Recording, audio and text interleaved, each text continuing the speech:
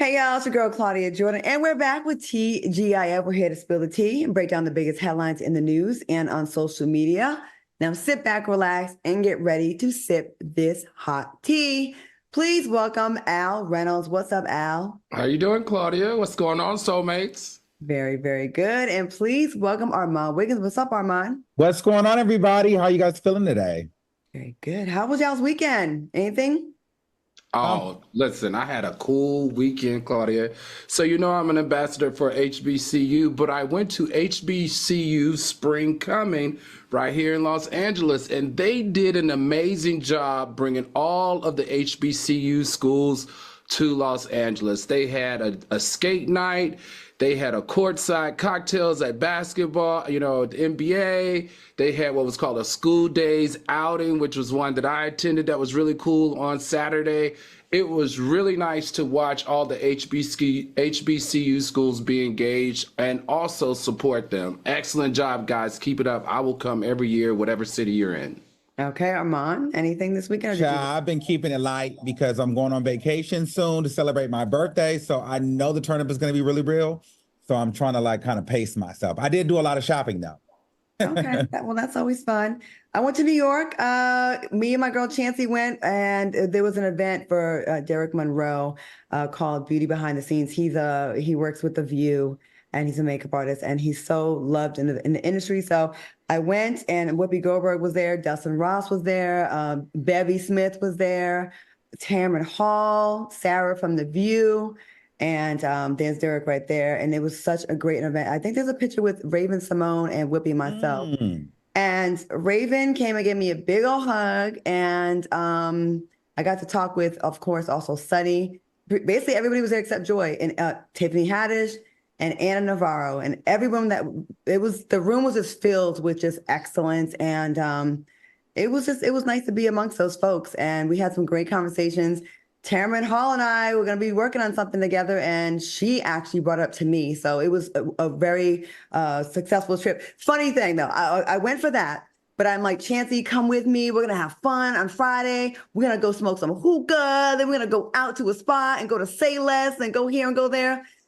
Okay, so we went to one of the little smoke shops, and we picked up a little something that is legal. And we went 2 puffs, sliced pizza, woke up the next day. So there was no turn up at all in New York City.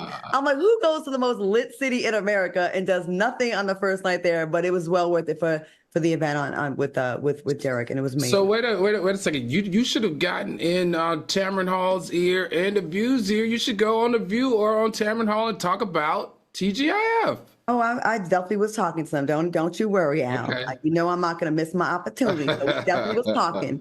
We was definitely talking, and it's so interesting to see who watches and who knows what we said about what. And I'm like, every time I see something, I'm like, did we say anything bad about you? Okay, cool. All right, we good.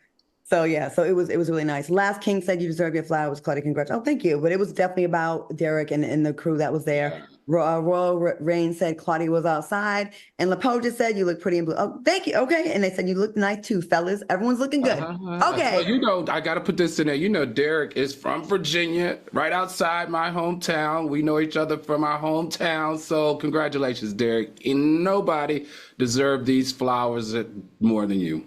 Excellent job. And to see Whoopi show up, and everybody from The View except Joyce was there. So they the people. John Murray was there also from Sherry Show. So we definitely got to chat as well. And we're definitely talking about some things in the future. So anyways, we'll get to that later. What are y'all drinking tonight? Is anyone drinking? No drinks for me today. I'm on that good old water diet. Okay. You know me, my buttery Chardonnay right here, ready to be consumed and to take on these topics. Okay, I am just drinking water because I am on my cleanse. I'm getting ready for my vacation too. So I'm on. Yeah, we're going to be posting swimsuit shots. Okay, in honor of Mental Health Awareness Month, we're going to kick off the show with some feel-good news. Now, according to Good Morning America, Philadelphia Eagles quarterback, who is super fine, Jalen Hurts, made a generous donation that will impact students from local schools in the Philly area. Now, the NFL star donated $200,000 that will go to installing 300 new air conditioning units in schools by the start of the next school year. This is awesome. What are your thoughts on Jalen's donation? Armand, I'm going to go to you first. What do you think? I think this is great. I think when you become successful, this is some of the things that you aspire to do. So to be able to give back to your hometown or your family or just give back in general is an amazing thing. And a lot of these schools really need these resources, so they're going to be able to benefit. So shout out to him, Black man, for giving back to the city of Philadelphia. I love it. And one day I aspire to give back to, a school in my hometown. Black man, Black Asian, Black girlfriend, looking out for these schools. Like, that is Black excellence across the board. And he's a champ. Al, what do you think?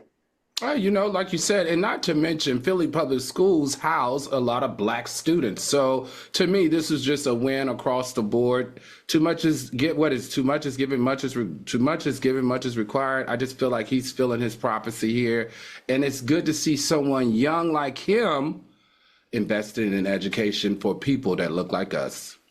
He's just a all-around fantastic man. That is a lucky woman that got him, and I hope they walk down the aisle together. I'd love to see that. That'll put some of those rumors to rest that it's just Black men leaving Black women again with white women when they make it, because even his agent, who negotiated one of the biggest contracts, like, she is fantastic. Like, this whole crew is just love it. Love to see it. Ansel D'Angelo said, Jalen is fine and a philanthropist. He can do no wrong to me. Yes. And Stevie Ray said, why he got to be that fine? Okay, they all talk about how fine. Yes, he is fine, but he's also a philanthropist, which is what we're really supposed to be focusing on, right? I guess. Okay, let's get to these topics. 'Tis the weekend of concert cancellations and shady rap beefs. Let's start with the concert cancellations. Now, the highly anticipated music festival, Lovers and Friends, was canceled due to severe weather in Las Vegas. The announcement was made less than 24 hours before the event, and the fans were livid. One person wrote, "What's wild is you've yet to send out a formal email. Think of all those people who don't use social media and have absolutely no idea. You just canceled the festival damn near 12 hours before it's supposed to start." Another person wrote, "This boy, who I just met and knows people who worked this event, said the reason why Lovers and Friends was canceled is because some of the artists did not show up because they weren't paid." What are your thoughts on this unfortunate situation? Alice, go to you first. Well, my thoughts has been the same since they announced it. Something in the milk ain't clean. The festival has been doomed from the start. Remember, this is the same festival that they announced and said they had this incredible lineup, and Mary J. Blige said, "No, you don't, because you got my name on that flyer, and no one has. I haven't signed a contract over here, as well as Juvenile." Do you remember this? When it first came out, they were having all these issues, claiming that these different artists were going to be performing, but those artists were very vocal that there were no signed contracts. Now, we even saw on Mary's story the rented plane and everything. She was getting on the plane and headed to Vegas, so she must have signed her contract, but it's something about ever since the beginning when they were having those issues that I knew something like this could possibly happen.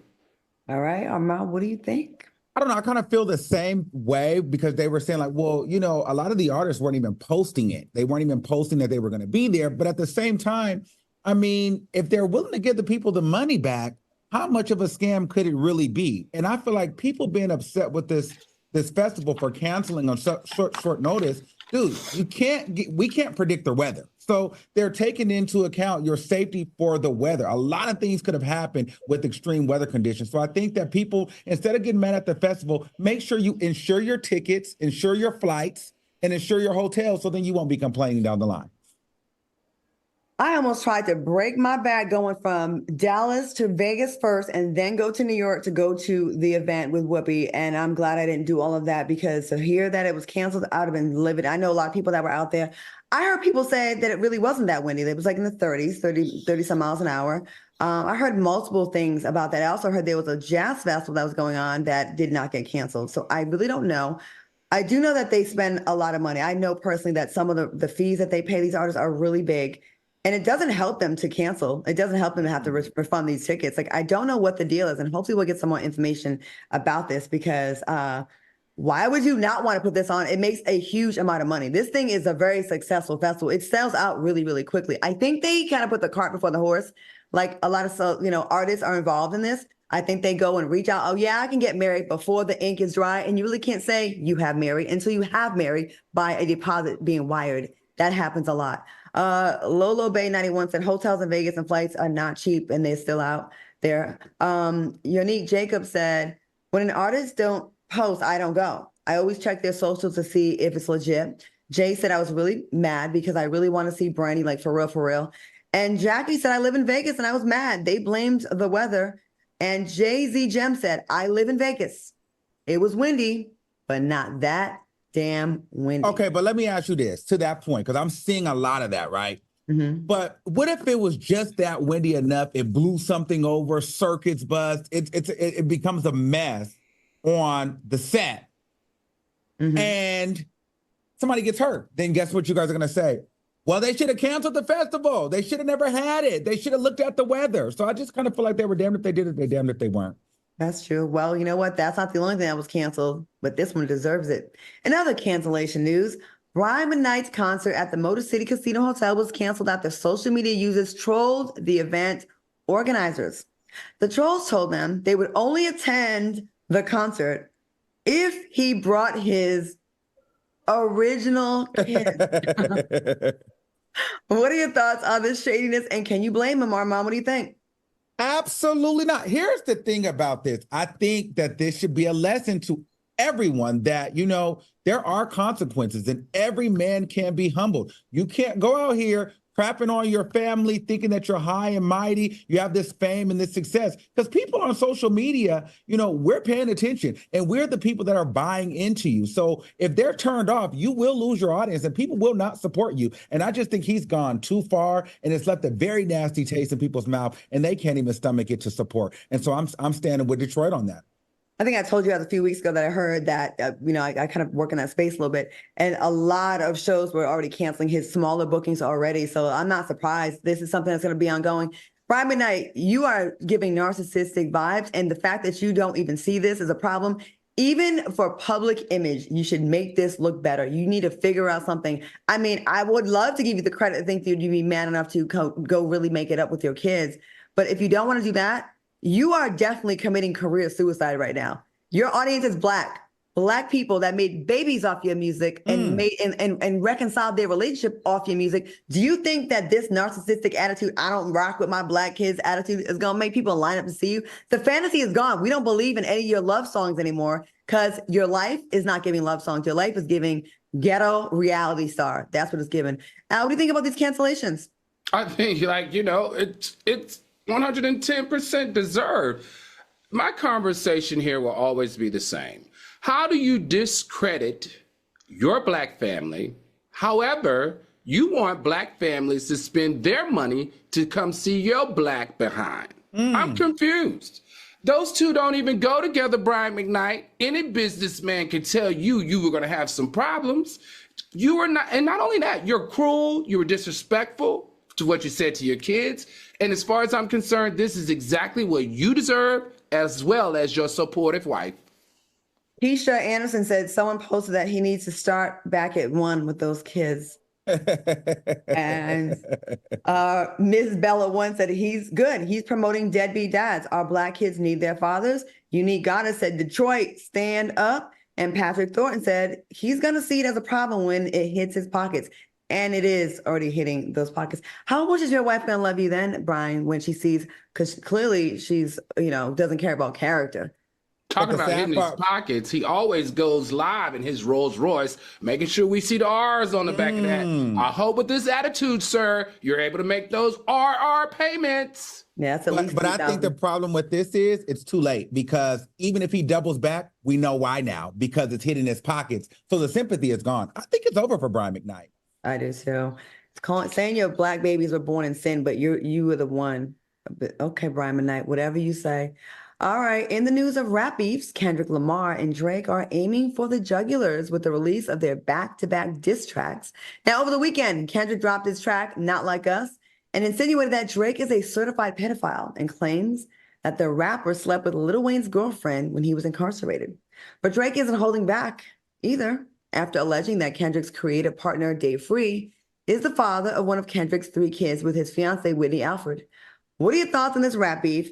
And who do you think is winning? Al, I'm going to go to you first. What do you think? Sure. I mean, what I think about this beef, I think this is going to be a legendary smackdown in hip hop history. This is something that we're going to be talking about for years and years. And I say this show on this show all the time. I love this type of stuff. It reminds me when I was coming up, when people used to go in the booth instead of online or in the streets. You know, I say it. Shout out to Kendrick Lamar. I got to say that for staying true to the game and also staying true to hip hop, because this is how you're supposed to do it. And when I personally think about it, who I think is winning, I think Kendrick Lamar is a little more skillful than Drake, but Drake makes better music than Kendrick Lamar, in my opinion, as far as songs that we dance to, right? Songs that make everybody dance, everybody happy. That's what I mean by a little, a little better at music. Now, I can never discredit Kendrick Lamar, though. I mean, come on. His song has been on the freaking Billboard 200 chart for 600 weeks because of this man's ability. He also is a Pulitzer Prize winner. So we could never deny his skill. I'm stuck here. But if I had to give Drake some advice, never pick a beef with somebody that has more to lose than you. That's my advice here. You said if you give Drake some advice? I said if I was to give Drake some advice, never pick a beef with anyone that has less to lose than you. Oh, you said more. Okay, so less. Okay, got you. Armand, what are your thoughts? I love the beef. I think that, a lot of the disses and the shade is kind of getting above me now, but for me, to be honest with you, I think that Kendrick Lamar has won this battle. And it's not just because he's a better rapper, because I think, Drake is a fantastic artist and just as good as a rapper as Kendrick Lamar. I just think it was a timing thing. Drake dropped Family Matters, and then literally 20 minutes later, Kendrick Lamar drops Meet the Grams. So he was already prepared, had the way that he delivered his diss records. To me, the positioning of it all, Kendrick came to battle. And Kendrick literally came in. He came with the melodic. He came with the deep raps. He came with the club hits. I mean, he hit Drake from every angle at this point. So you can't really argue, who really won, because for everything that Drake could send at him, Kendrick Lamar already had it pre-placed and pre-set up. So at this moment, I'm actually tired of the beef. They don't need to beef anymore. It's clear that Kendrick Lamar is the winner, but Drake did do his big one. But at this point, I'm out. It's over. Well, we haven't had anything exciting in male rap for a while. It's been all the ladies dominating for the last few years. Like, it's just been all about the ladies rapping. And this was definitely a battle of the Titans.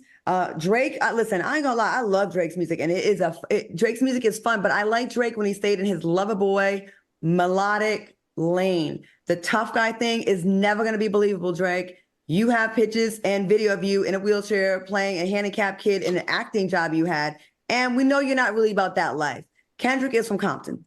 Okay. And Kendrick is much more of a lyricist. Now, if you like music in the club that you just bop your head to, like, yo, this is my joint. I love it. This is fun. This makes me feel good. Then Drake all day long. But if you are a true fan of hip hop, and if you really are a fan of the battles, then it's obvious that then Kendrick won hands down. Now, Kendrick has stuff. He has breadcrumbed us with lots of things. If you go look every single lyric, he did not waste one bar. Every lyric has a meaning that if you go look it up, there's something. Oh, wow. Even he said about him losing weight like super fast. He named the weight loss, the lipo machine that was like it. Go back and look at his lyrics. If you dissect them, which no one really has time to do that because we're in a microwave society and everybody has no attention span. But those that do, you're in for a treat. Kendrick, you did it, your big one. I think if you keep on going, though, it's almost borderline bullying, and Drake will have a case of bullying against you because at this point, you've made your point. And you have put a lot of respect on your name, mainstream-wise, because you were more of like, the underground hip-hop heads really rock with your music. But now, you're on another level. I think it helped hip-hop, though. But I don't think y'all should beat a dead horse. Jake H said, Kendrick is definitely a hater. Oh, definitely the hater. He been hating Drake, all of them ungrateful. He gave them all hits, even Kendrick. And Kiana Nash said Drake is a hater. Him, Nicki being their ego. Cameron Boone 87 said, I think they're working together on this. We just don't know it. And Unos Dos said, as good a rapper, sir, Kendrick came with raw skill. Okay, the fans are definitely, they battling in the comments right now. So I'm sure there'll be another song because I don't think this thing's over. Coming up next, Pastor Keon Henderson made an ungodly comment during service and later find out why Ole Miss is in the hot seat. You do not want to miss this story. We'll be right back. Stay tuned.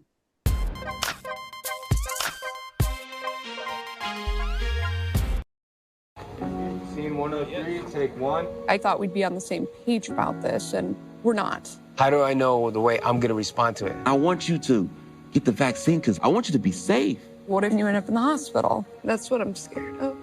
If you was to die, man, that would literally kill me, man. I hug you. Yeah. If it made you feel that way, bro, I'll probably do. I love you, man. I love you too.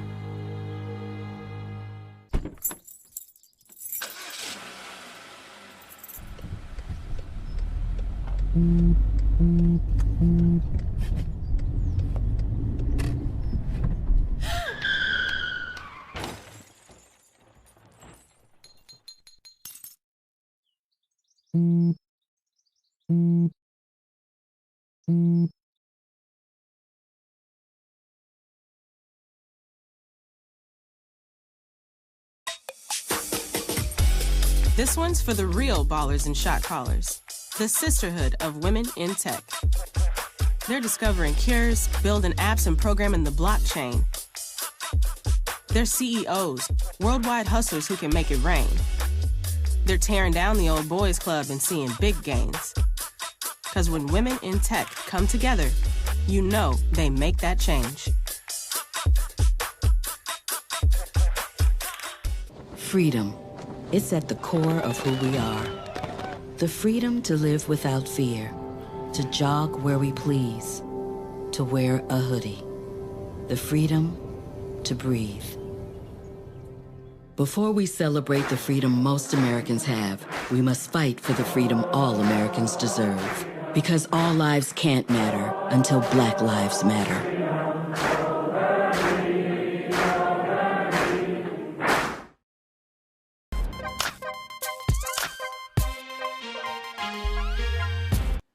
Welcome back to T-Jab. All right, soulmates, we conducted a Drake versus Kendrick Lamar diss track voting poll on social media, and the results are in.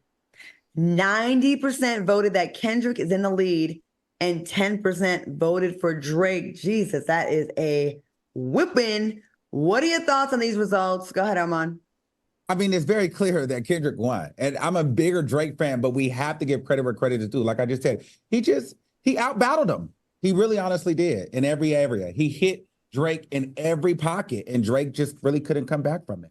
All right. Al, what do you think? Yeah, I agree. You know, well, I think what was kind of the nail in the coffin for Drake is the last diss he put out there. It was very weak, and it sounded like he was conceding in that song. It kind of gave I give up vibes, and I think that kind of cemented the loss to L. But Drake, you still that dude. You still listen. You will be in the record books. You did your big one your whole career. You've kept us dancing the club for many, many years. But you know, even the best of the best, even Tom Brady loses sometimes. You know what I'm saying? So I'm just saying it happens to the best of us. Yeah, this doesn't change anything about Drake's career. No, this changes nothing. But in the streets, you got two L's. You got the Pusha T L, and you got the Kendrick Lamar L. There's rumors, I don't know if it's true, that Pusha and Kendrick might be linking up. I'm like, oh my God, what y'all trying to do this, man? Vanessa House said, the people who think Drake won can't read and comprehend English. And so D'Angelo said, all the Drake haters overloaded the votes clearly. Saturn said, Kendrick came with some clever, dense metaphors. So yeah. All right, moving on. Shawnee O'Neal's husband, Pastor Keon Henderson, is under fire for silencing a woman during praise and worship. Check this out.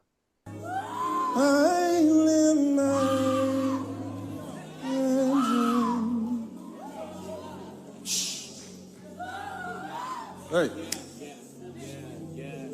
Stop her. Hush, hush.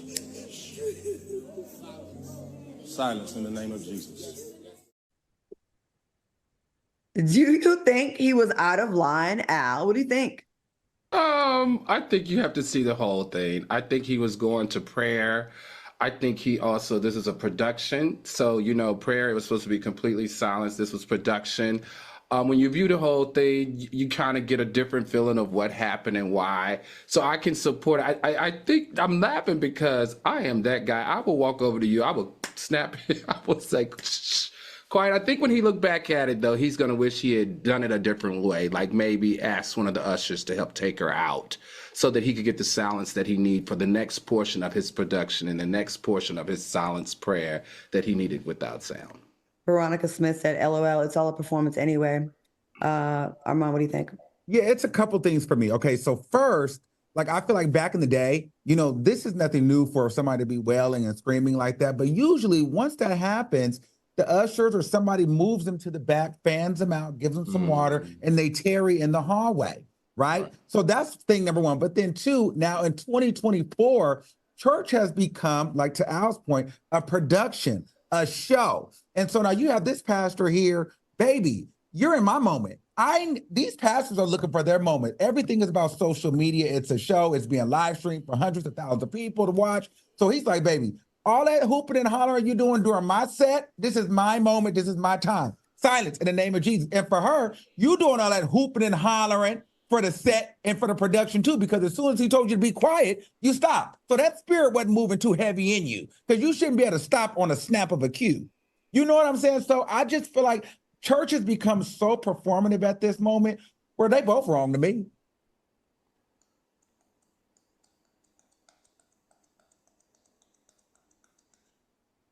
Oh, sorry. Well, Armand, that's a good perspective.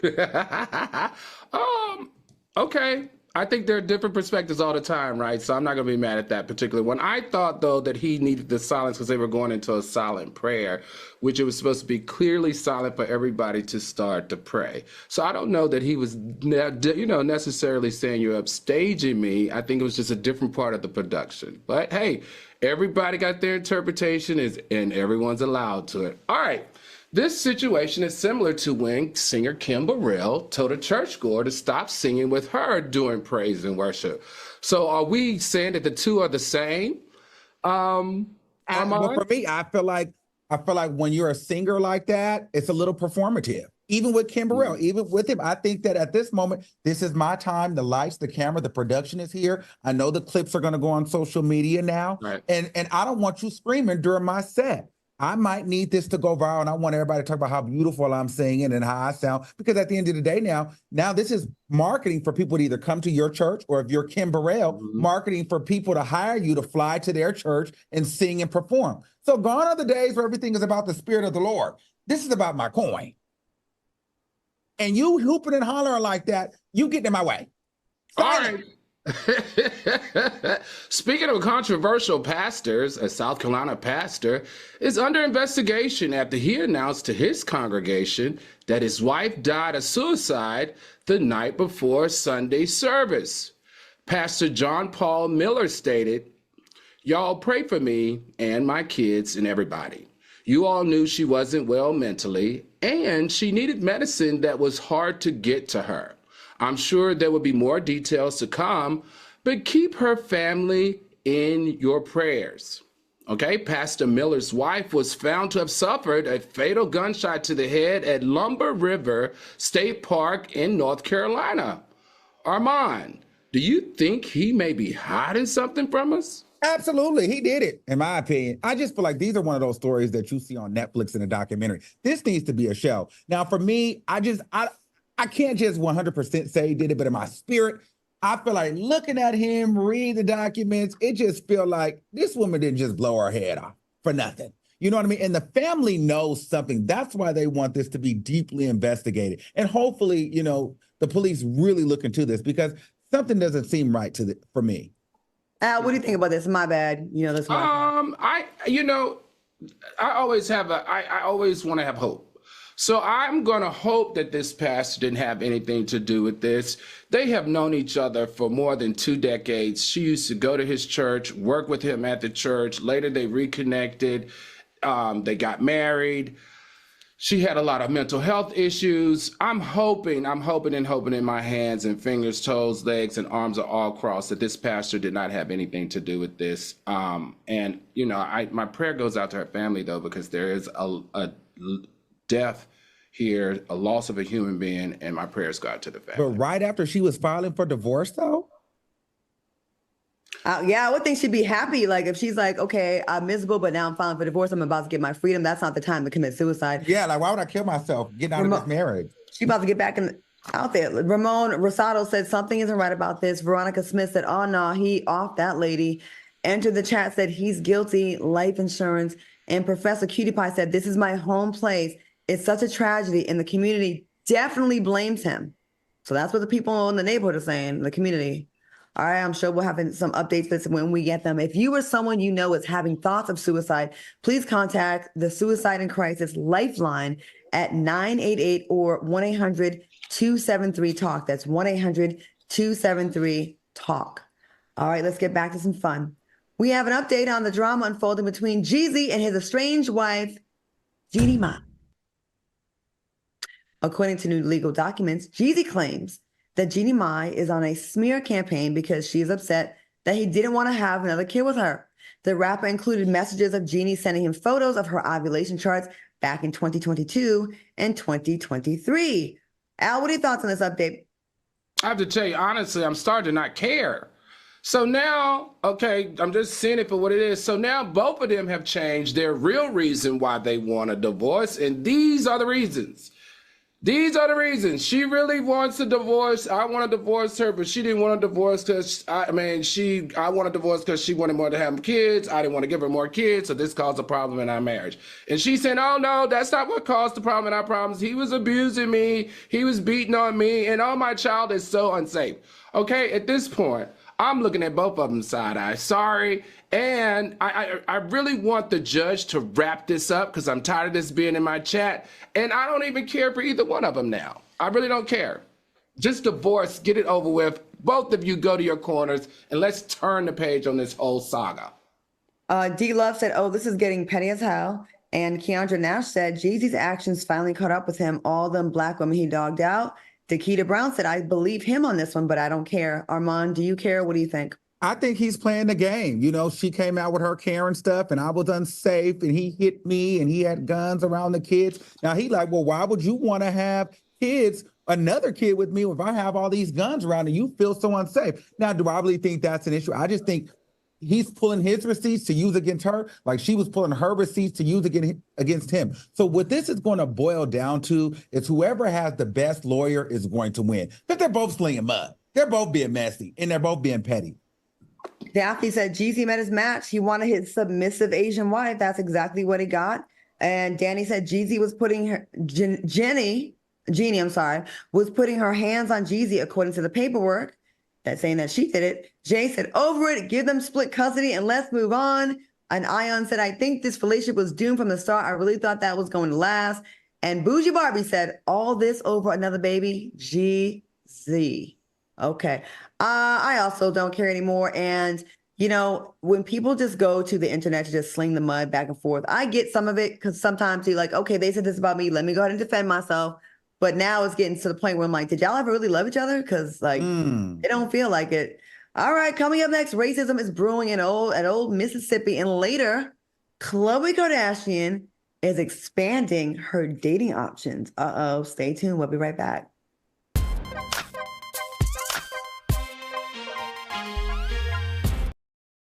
TGIF. Can you imagine 30 million people walking around sexually frustrated because they can't get to their porn? You're looking at one right now. I'm gonna say this. Every weekday. I'll never live in Texas again. It's the worst. What's your favorite porn, Armand? Oh, I'm not getting into that. My God. On Fox Soul. Now what's yours? And listen, don't judge me, okay? Massage porn. That's boring now. Give me a good three-way gang. Oh, I knew it was gonna come out. Yes, yes. When I got the opportunity to get her, there wasn't no choice. I told myself, I'm gonna take custody of my daughter. It's my baby.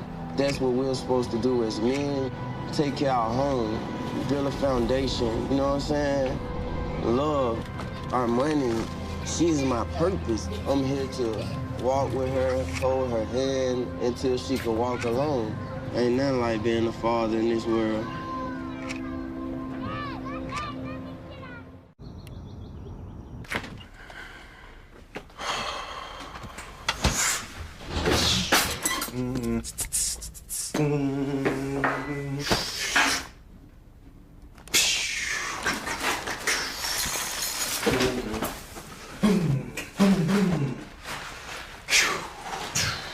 My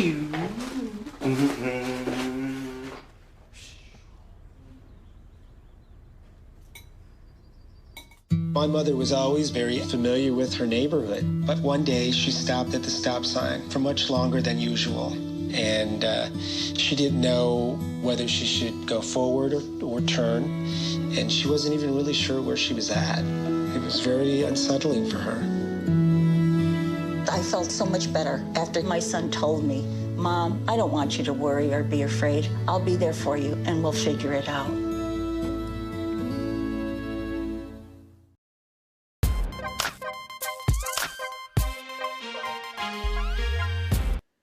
Welcome back to TGIF. Okay, we like to hook you up with information that will make your life a lot easier, especially financially, because that's really important as we are all grown-ups now. So listen, life doesn't happen bi-weekly, so why don't you do your payday? The money you earn can be in your hands today with Earnin. Earnin is an app that gives you access to your pay as you work, up to $100 per day or up to $750 per pay period.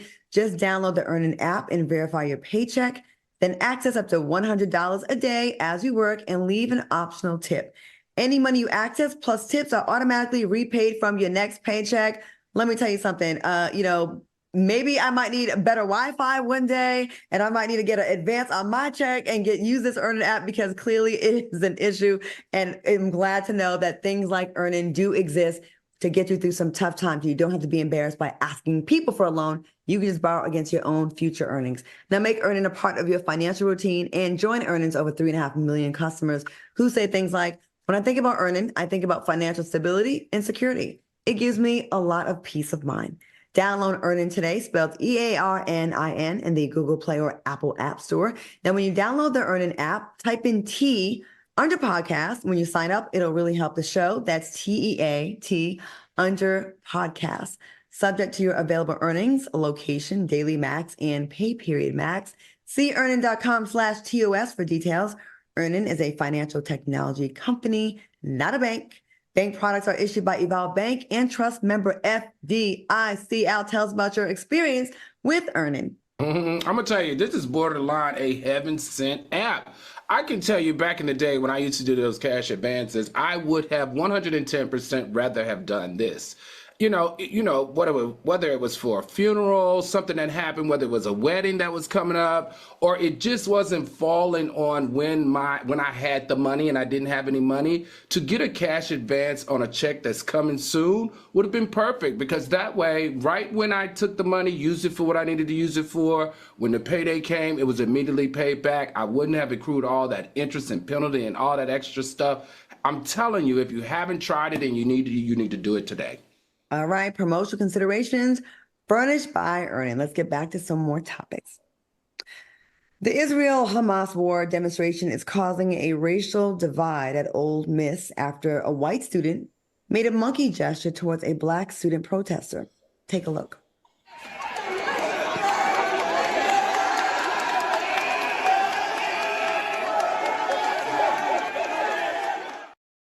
Ugh.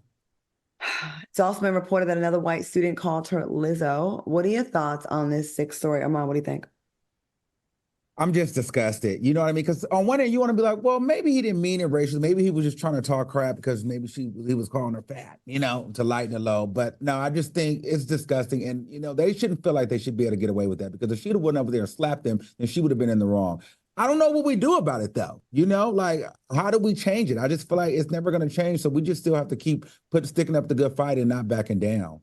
The student has been expelled from his fraternity, but not the school. The school's just like, oh, well, this is Mississippi, I guess. Al, what do you think? I don't know that the school is saying that. The school has said that it's launching an investigation. So what we can do, we can stay on their necks.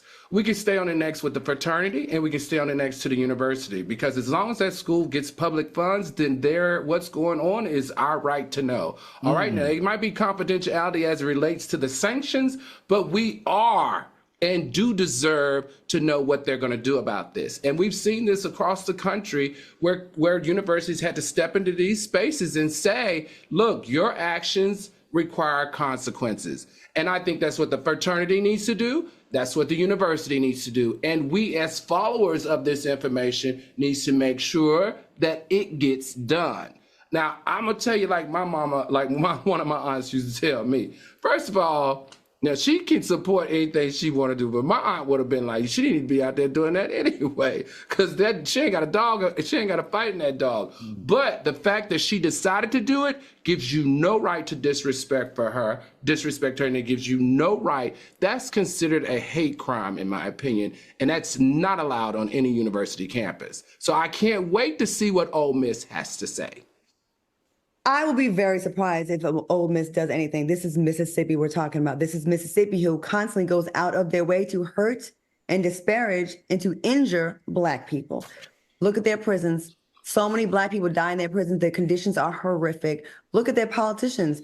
Look what they say about us. They redraw the lines to take away power from Black people, not give power back. I will be over the moon if I saw Ole Miss do something. Hopefully this attention is what it takes for them to do something about it. But Mississippi continues to be at the bottom 5 in every study, every stat in America: education, obesity, healthcare, everything. Mississippi is in the top 5 of so much. And I always say this. I say this on the show all the time. Mississippi, you are 38 to 40% Black.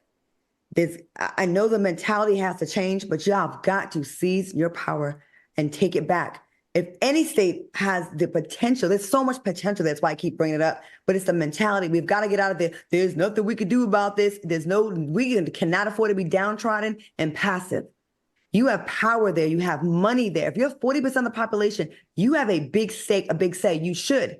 It's not set up for y'all right now because they've done a great job of gerrymandering and redlining. But we've got to focus attention. The Democratic Party, I keep saying, y'all need to send some money down there and put boots on the ground. And that's how we get stuff done, because their leadership there is absolutely disgusting. Look up what some of the mayors have said. Disgusting. Absolutely disgusting. Mississippi been on my list for a while, and I need the people to galvanize and get together and put that pressure on their necks. And that little ridiculous little clown that was doing all that, that's bad parenting, bad friends, bad environment. You're an idiot. You're an idiot. You really are. And to that sister that stood up and people saying, she don't have a dog in this fight. I think Black people are sympathetic and empathetic to the people of Gaza because they understand being oppressed, and I'm not talking about the terrorists before y'all go to cancel me and cancel my contract. I'm talking about the regular people walking around every day. We understand what that feels like.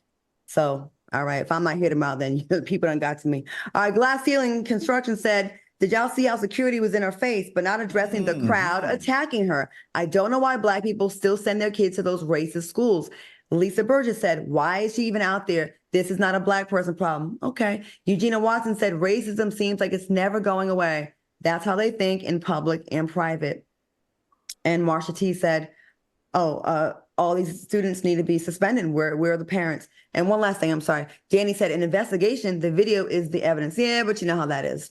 We don't have. She was by herself. If she was with more Black people, they probably wouldn't have did it. But so she was a woman and she was Black and she was outnumbered. So I felt like they felt maybe there was a confidence there. Had she had some guys with her, they probably wouldn't have did that. And they probably would have arrested the guys for fighting back.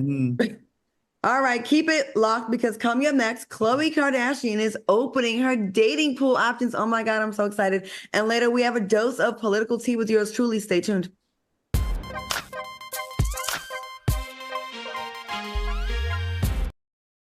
You know how to fry chicken? No, I don't. You ain't got no. Give me that black card back.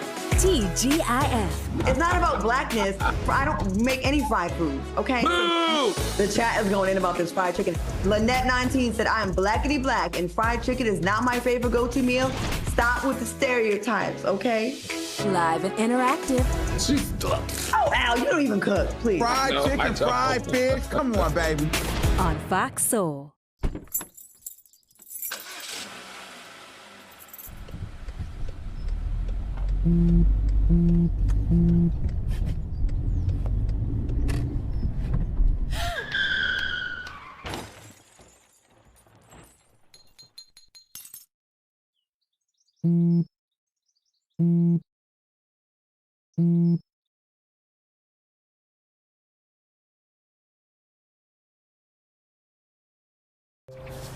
You see certain things get reincarnated in your children.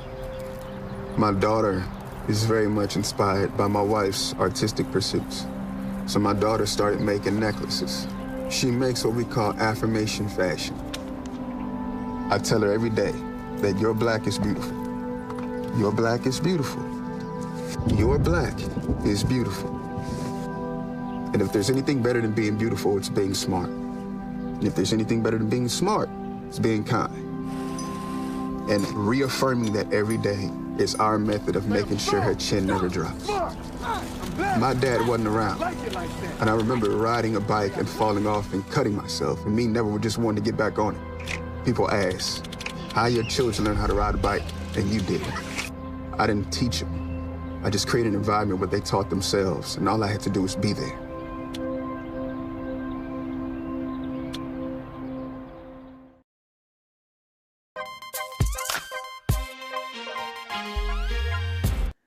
Welcome back to the show. All right, y'all. Seems like Khloe Kardashian may be open to broadening her dating pool after responding to a fan who tweeted, "I still think Khloe should be a lesbian." Khloe replied, "Well, you never know what my future holds." All right, could this be a better option for Khloe due to her many failed relationships? Al, what do you think? No, I don't think it's a better option. If that's the case, we would have way more lesbians. If we were, because you had failed relationships with men, you should be a lesbian. That doesn't make any sense to me. But I will say this. If she wanted to up her popularity scale, I honestly would think that, her going on the other side and dating women would do that. Honestly, I really do. I think a lot of women would resonate with it. And as long as it was authentic and real, I think people would support her unyielding. Okay, Armand, what do you think? Yeah, I think it'd be a great option for her to explore, but I find it a little common for women that have gone through a lot of, relationship issues with men. They tend to dip into the lady pond. I know people in my personal life who have tried that, and it seems to work out better for them. They've given up on men, they've been heartbroken, they've had kids, and they say, you know what, I can be with a woman because the woman's going to treat me better. I'm happier with her, and they eventually get married and everything. So maybe, just maybe, Khloe Kardashian has a wife out there somewhere. And so D'Angelo said, those women are going to dog her out just like those men. Don't be fooled. And Mark said she should date a therapist. And Stevie Ray said she probably has already. Listen, me and my girls have these conversations all the time. We're about to start a podcast on this kind of stuff about relationships. And a lot of us are successful and half are married, half are not. Some have things going on in their lives, some don't. And we talk about this.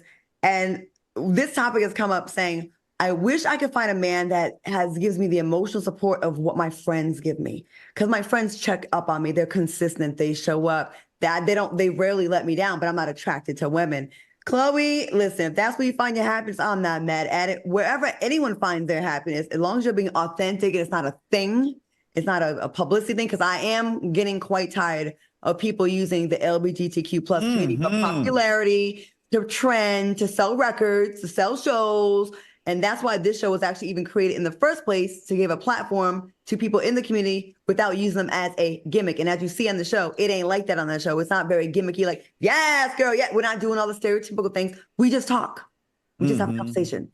So I know I got a little off base, but I'm just saying, like, as long as you ain't using it as a thing, then have at it, girlfriend. Go get it. You mean I can't wear my green wig and blonde and pink nails tomorrow? I mean, you can, but I think it will look ugly. It will look ugly. I think you look great that way. Like, you know what I'm saying? Like, there's different ways to represent, right? Okay. Aqua Boogie said, if Khloe wants to wade in the lady pool, hit up Oprah. Oh, you know what? Ah, not that one. Shanti said, we lesbians don't want y'all leftovers. And Kim White said, maybe date men other than basketball players. But maybe she won't be a lesbian. Maybe she'll be bisexual. Raven Simone is standing on business when it comes to defending her wife. Take a look. And stop with the death threats in her DMs. It is disrespectful to her and in turn disrespectful to me. Stop it. It's really become wild.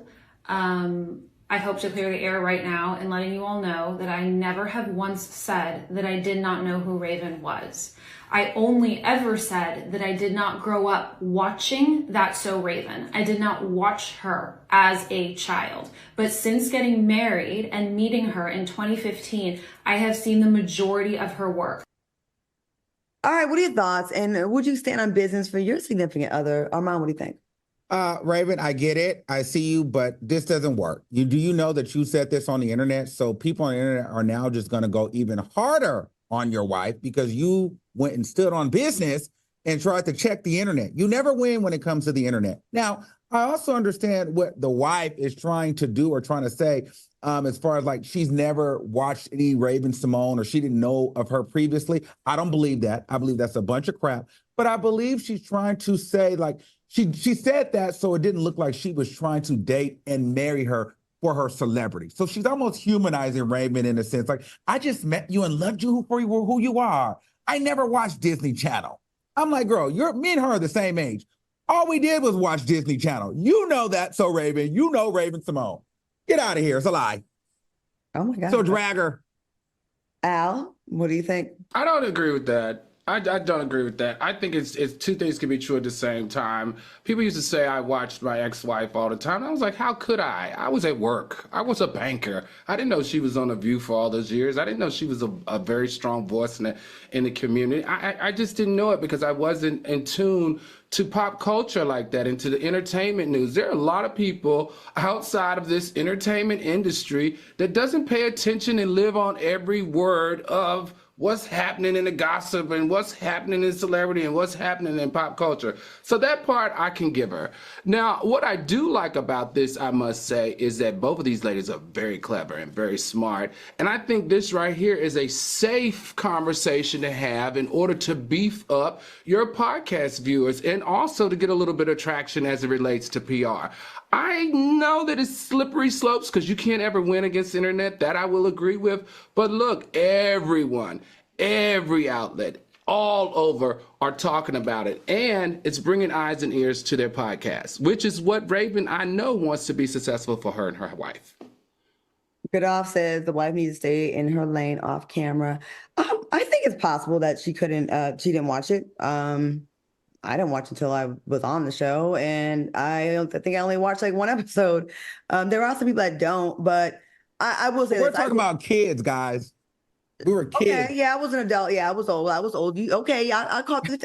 Armand, you know what I'm you old. No, we were kids. Like, and so wasn't like a lot of black people watching that show? Was it really like white folks supporting that show? Yes. That's so Raven was on the Disney Channel. Every kid watched the Disney Channel. It's like it's different from celebrity gossip or talk shows. We're not talking about tabloids. We're talking about your mom or dad sitting you in front of the TV and you're playing with your dolls and doing your homework and watching TV. What are you watching? Disney Channel? I personally didn't watch a lot of television growing up. We did more athletic stuff. So we were always, it was 6 of us. So we were always outside. My mother was a teacher. Television was allowed maybe 2 hours of the day. And that was either news or late at night. It didn't happen. I get what you're saying, but for me, it just didn't happen.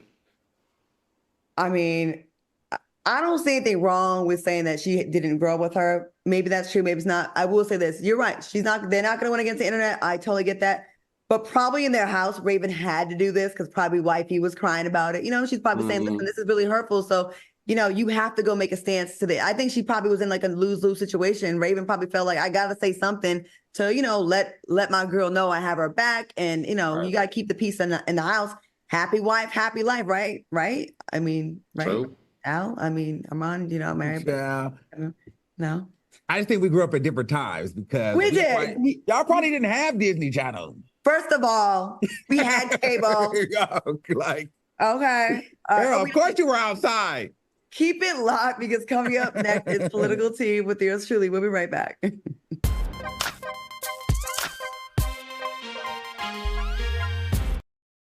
You know how to fry chicken?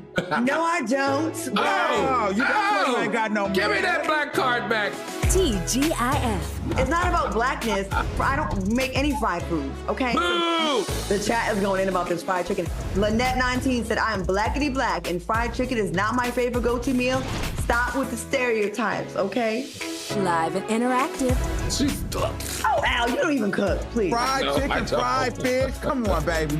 On Fox Soul. When I got the opportunity to get her, there wasn't no choice. I told myself, I'm gonna take custody of my daughter. It's my baby.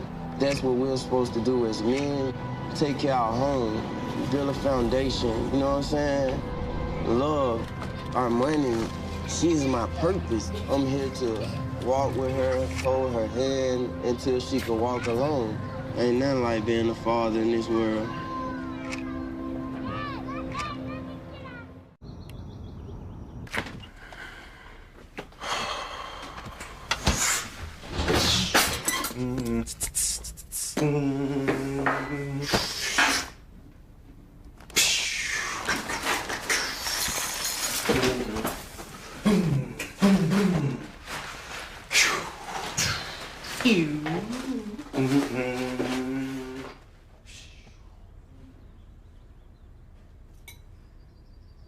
My mother was always very familiar with her neighborhood, but one day she stopped at the stop sign for much longer than usual. And she didn't know whether she should go forward or turn, and she wasn't even really sure where she was at. It was very unsettling for her. I felt so much better after my son told me, Mom, I don't want you to worry or be afraid. I'll be there for you, and we'll figure it out.